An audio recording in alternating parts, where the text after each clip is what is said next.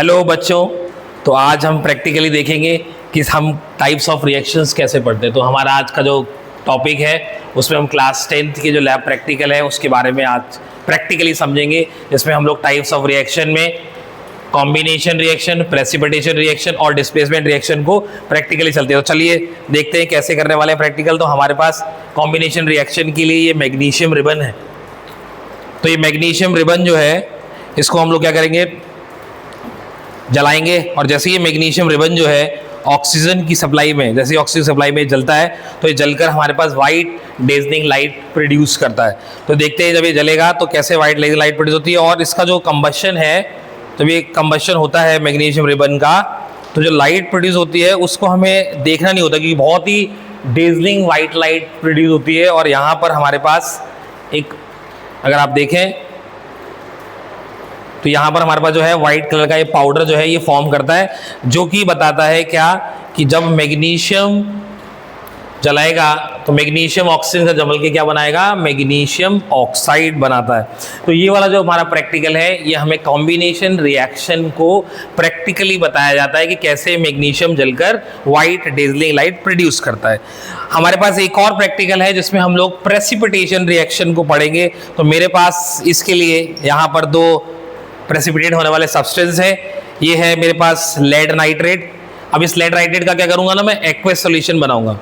तो aqueous solution बनाने के लिए क्या करेंगे, इसको हम पानी में मिलाएंगे और यहाँ इसको थोड़ा सा स्टीयर करेंगे। ये होता है एक्वस सॉल्यूशन। तो मेरे पास ये जो यहाँ पर टेस्ट ट्यूब में केमिकल है तो ये अभी सॉलिड फॉर्म में है। जैसे ही हम इसमें पानी मिलाते हैं तो पानी के मिलते साथ ही ये हमारा एक्वस स्टेट कहलाता है। तो अभी मेरे पास दो सब्सटेंस हैं, लेड नाइट्रेट और पोटेशियम आयोडाइड। अब हम क्या करेंगे ना, इस लेड नाइट्रेट को और पोटेशियम आयोडाइड को जैसे ही मिलाएंगे तो एक मैजिकल थिंग आप देखेंगे। क्या देखेंगे, एक येलो कलर का प्रेसिपिटेट बनेगा जो कि लेड आयोडाइड होगा, जो कि नीचे जाकर सेटल होता दिखाई देगा। तो चलिए देखते हैं केमिस्ट्री में मैजिक होता है। तो यहाँ पर जैसे हम इसको मिलाएंगे तो आप देखेंगे यहाँ पर येलो प्रेसिपिटेट, येलो कलर का प्रेसिपिटेशन जो है वो फॉर्म करेगा, जो कि किसका होगा, PbI2 का। और यहाँ पर जो चीज़ बचेगी वो हमारा होगा KNO3। तो ये हमारे दो प्रैक्टिकल हो गए।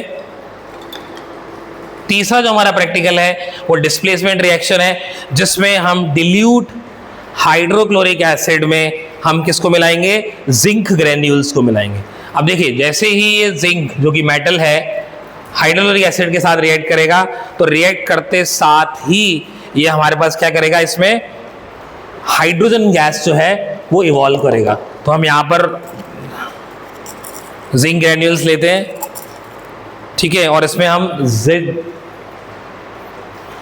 जैसे ही रिएक्शन आप देखेंगे तो यहाँ पर आप देखिए तो ये रिएक्शन बड़े विग्रसली हो रही है। और यहाँ पर जो फॉर्मेशन है वो हाइड्रोजन गैस का फॉर्मेशन जो है, इवोल्यूशन जो है वो होता हुआ दिखाई दे रहा है। तो प्रैक्टिकली अगर आप देखें तो बहुत सारा जो जिंक है वो हाइड्रोक्लोरिक एसिड के साथ रिएक्ट करके जिंक क्लोराइड जो कि एक्वस फॉर्म में है और हाइड्रोजन गैस जो है वो फॉर्म कर रही है। और ये गैस इतनी डेंजरस है कि अगर हम इसके सामने जलता हुआ कोई मैच स्टिक या रखें तो ये पॉपिंग साउंड के साथ प्रोड्यूस होती है। और अगर आप थोड़ा सा सुने तो इसकी आवाज़ जो है वो आप सुन सकते हैं, ठीक है।